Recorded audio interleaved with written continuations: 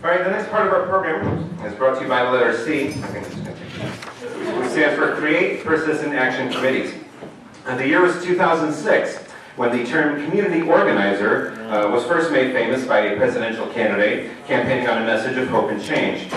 He was elected in 2008, but those promises soon were exposed as nothing but empty rhetoric for the communities who believed in him, and as threats to our republic for the people who weren't okay with fundamentally transforming the country. We need to make certain that the public's interests are being served and not those of the American Marxists. In other words, we must become the new community organizers. Our next speaker will explain how. A Portuguese immigrant who grew up in Hartford, this Persian Gulf War veteran with a mechanical engineering degree from the University of Connecticut, won his first ever race for public office in 2013 when he ended 30 consecutive years of one-party Democrat rule by becoming the mayor of Meriden. During that time, he clarified the appointment powers of that office, opened the city's boards and commissions to average citizens, allowed the general public to address the city council on any topic during meetings, not just what was on the agenda, and issued more line-item vetoes than any previous mayor in our history. In 2018, he won a three-way primary to be the Republican candidate for Congress in Connecticut's 5th District. Please ignore the typo in your program. He currently serves as a member, that's how forgettable that race was. He currently serves as a member of CTGOP's State Central Committee, as well as several other veteran and civilian organizations. Would you please welcome Meriden's former mayor and CTRA's past national director, Mr. Manny Santos.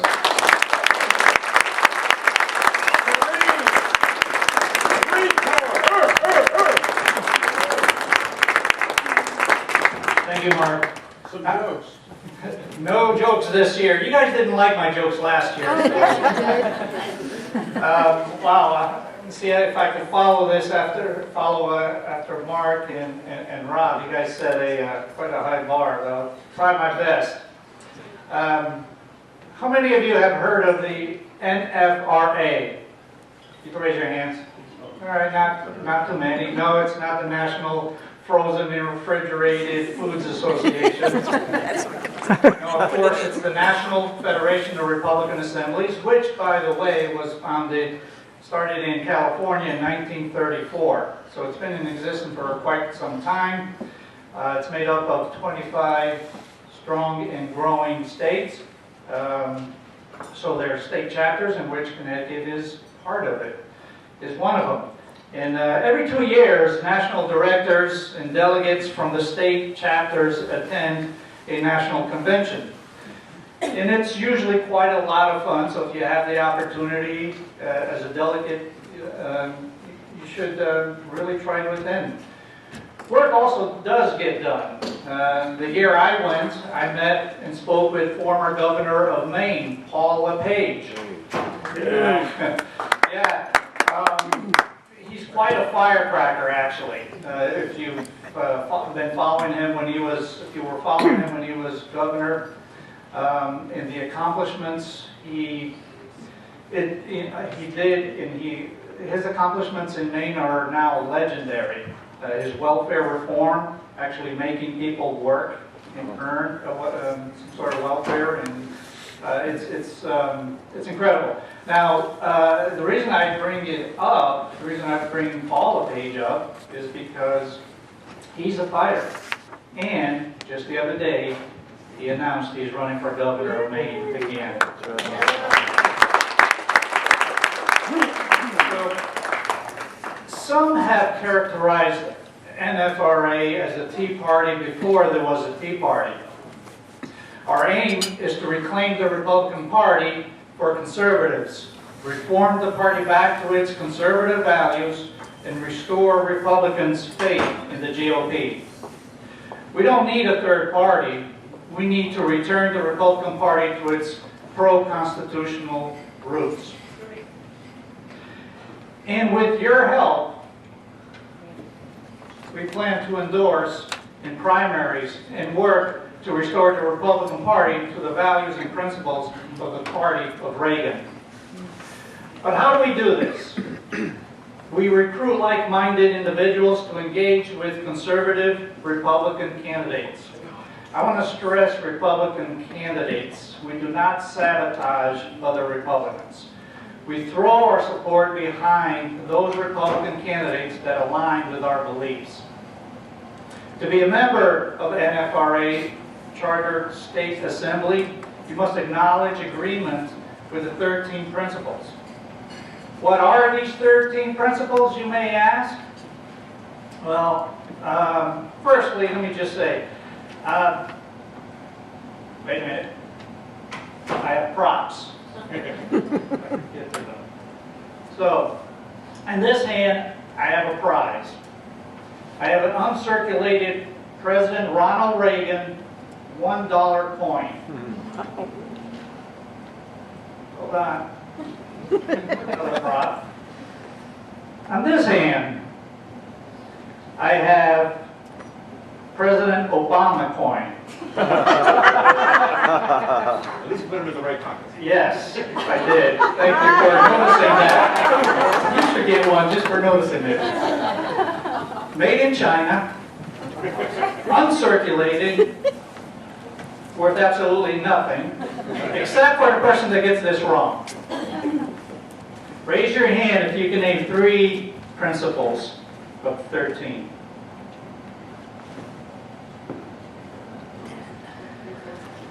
Miguel? Judeo-Christian values, Yes. pro-life, like the sanctity of life, and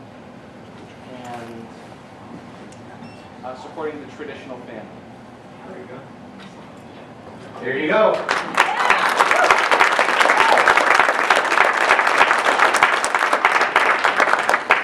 Excellent job. It's also, if you take a look at your program in the back, it has all 13 listed. Thank you for not cheating. I'm not going to take much more time.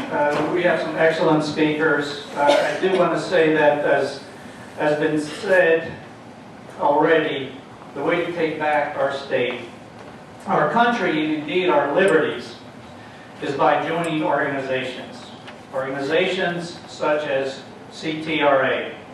And find conservative Republicans to become candidates and help them get elected. In your program, there's contact information, and you could just go online. And I want to share a little something that happened to me last night. I was out with a friend, and he introduced me to his friend.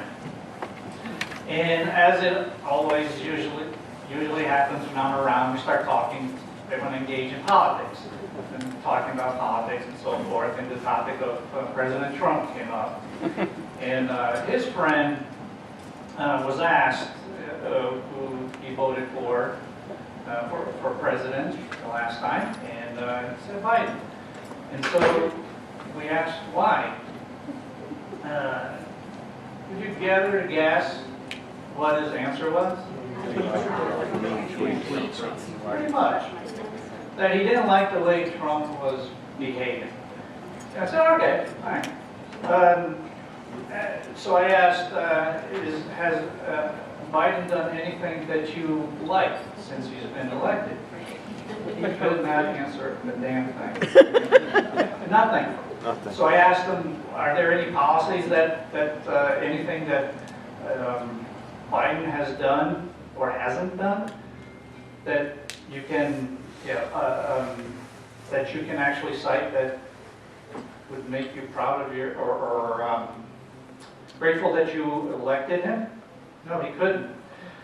But he said, but I'd be willing to engage in a discussion. So I had a little discussion. I won't get into the details of it.